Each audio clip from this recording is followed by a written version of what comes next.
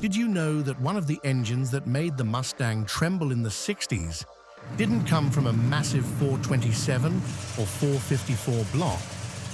It came from a compact V8, just 327 cubic inches, or about 5.4 liters. The Chevy 327 isn't the loudest name, but it once struck fear on both the streets and the track. It powered icons like the Corvette, Camaro, Nova, and Impala, and even outran many big block rivals thanks to its agility and sky-high rev potential. So what made the 327 special? It wasn't the first engine, and it wasn't the last. But for many American classic car lovers, the 327 represents a golden era, a perfect balance of performance, durability, and emotion.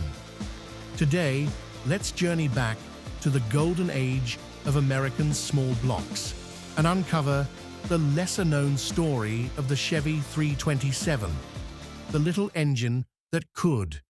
In the early 1960s, the American auto industry was entering a high-performance arms race. Automakers were releasing ever larger, more powerful V8s, but not everyone needed a giant engine to feel speed. Chevrolet understood that. They already had the 283 V8, a reliable, flexible engine that had dominated the 50s. But when Ford pushed hard with their new 289 V8, GM knew it was time for a smarter, sharper response. In 1962, Chevrolet introduced the 327 cubic inch engine, a natural evolution of the 283. Instead of a full redesign, they increased the stroke from 3.00 to 3.25 inches, while keeping the 360-degree crankshaft, 4.00-inch bore. The result? A compact small block with a noticeable torque boost. The 327 wasn't born out of a bigger is better mindset. It was built to be small, light, agile, and rev-happy, outclassing heavier big blocks in responsiveness. That clever engineering philosophy laid the foundation for what made the 327 so technically outstanding. A compact engine packed with surprising muscle, launching an era of high-performance small blocks. The 327 cubic inch engine translates to about 5.4 liters, and it belongs to Chevrolet's classic small block V8 family, a platform engineered for space efficiency, lightweight design, and limitless tuning potential. Basic specs include 4.00-inch bore and 3.25-inch stroke, a perfect balance for high revving power and smooth torque delivery. 90-degree V-angle, overhead valve design with a cam-in block layout, primarily carbureted, available in both 2-barrel and 4-barrel versions, with optional fuel injection, later offered on the Corvette.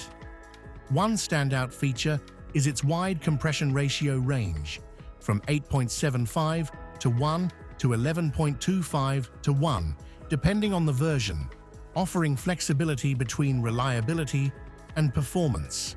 Notable variants include 327/250 horsepower, reliable base option for full-size cars, 327/300 horsepower, a mild performance version, 327/340 horsepower, high-performance cam-equipped model, 327/350 horsepower, a legend with hot cam, better heads, and beloved in Novas and Vettas, and 327/375 horsepower.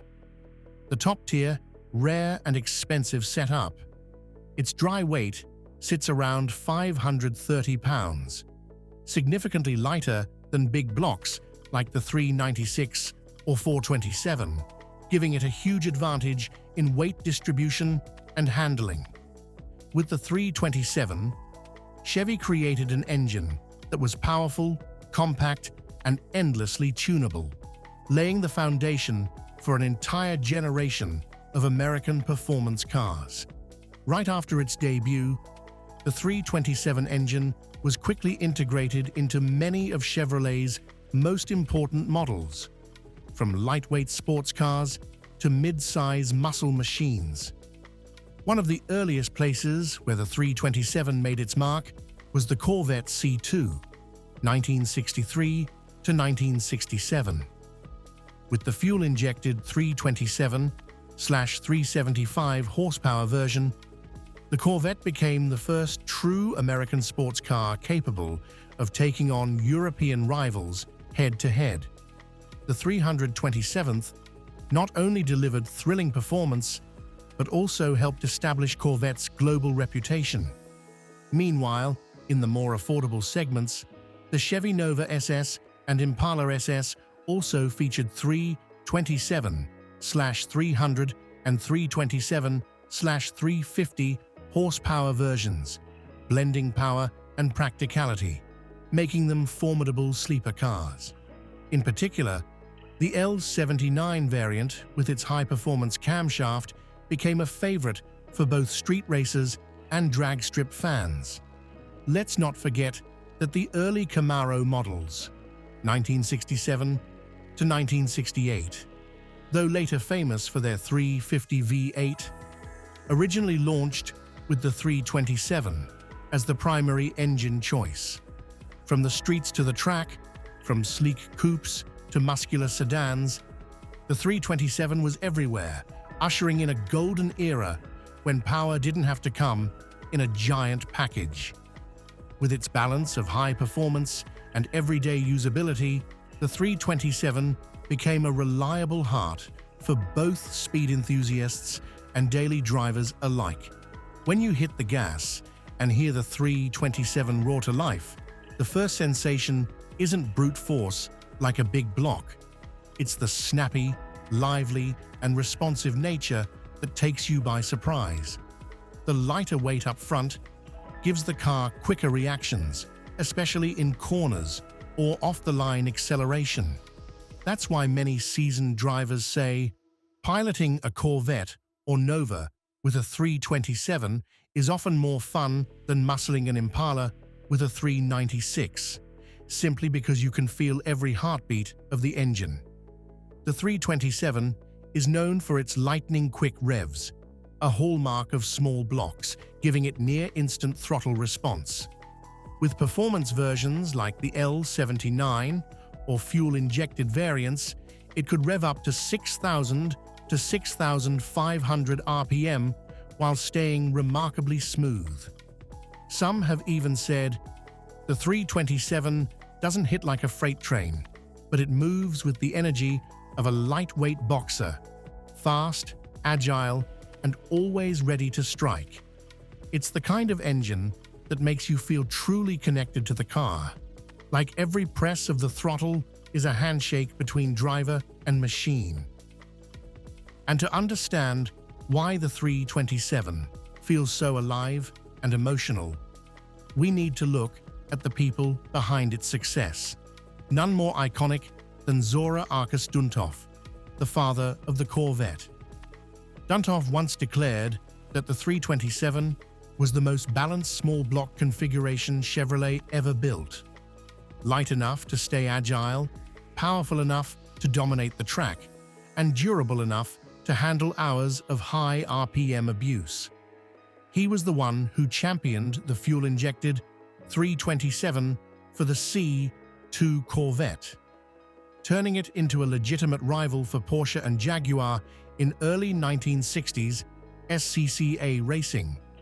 In the drag scene, the 327 L79 became legendary for its explosive acceleration in lightweight cars like the Nova SS.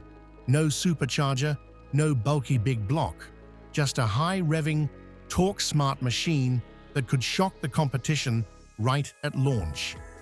The 327 also powered the ultra-rare Corvette Grand Sport, with only 5 units ever built, each equipped with highly tuned 327s for international GT racing. More than just an engine, the 327 became a symbol of a philosophy.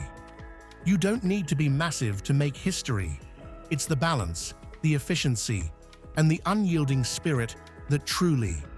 But sadly, that very spirit didn't align with the cold, calculated realities of the auto industry. Even though it was praised as one of the best small blocks GM ever built, the 327 couldn't escape the harsh truth: production efficiency. By the late 1960s, Chevrolet began streamlining its manufacturing strategy to be more flexible, reduce costs, and support a wider range of vehicles, from sports cars to light-duty trucks. This was when the 350 V8 entered the scene. While it may have seemed like a simple increase in stroke from 3.25 to 3.48 inches, the 350 delivered better low-end torque, making it ideal for heavier vehicles and the more relaxed driving style of the mass market. More importantly, the 350 was engineered to integrate seamlessly into GM's modern production lines and shared components with larger V8s, cutting costs in assembly, inventory, and service. By 1969, the 327 was quietly phased out of most product lines. But the bitter part? The 327 wasn't outdated. It was simply no longer convenient for GM's broader strategy. But what the spreadsheets couldn't capture was the legacy the 327 left behind in the hearts of car lovers. Today, mentioning the Chevy 327 brings to mind an icon, not because it was the most powerful engine, but because it represented a time when performance and emotion went hand in hand. Among classic car enthusiasts in the US, vehicles like the Corvette, Nova, or Impala equipped with the 327, especially the L79 or fuel-injected variants, are highly sought after. These aren't just cars, they're time capsules, where every engine start takes the driver back to the 60s. Original 327 L79 models are increasingly rare, and their value continues to rise over time. On the auction block, a Nova SS or C2 Corvette with a proper 327 can fetch nearly double the price of a model with a more common engine. Beyond collecting, in the world of hot rodding and drag racing, the 327 still holds its ground as a sweet spot engine. Lightweight, rev-happy, and easy to tune. As some say, the 283 was the beginning.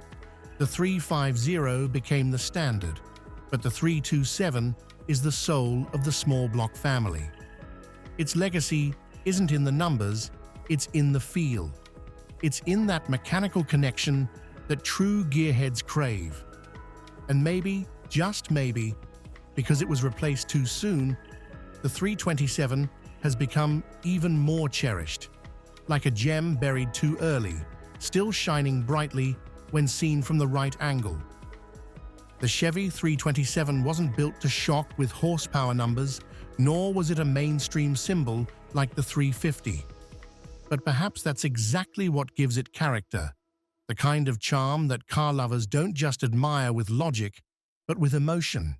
It didn't roar to show off, it didn't dominate by sheer size, but it quietly left a mark through every throttle press, every high rev climb, and every raw mechanical sound. In today's world, where electric motors are slowly replacing combustion, the 327 feels like a reminder that there was once a time when speed was fueled by oil, gas, and courage. So what about you? Have you ever heard one, driven one, or simply dreamed of owning a car with a 327 under the hood? Share that story in the comments, because who knows, maybe you're the one who'll keep this legend alive.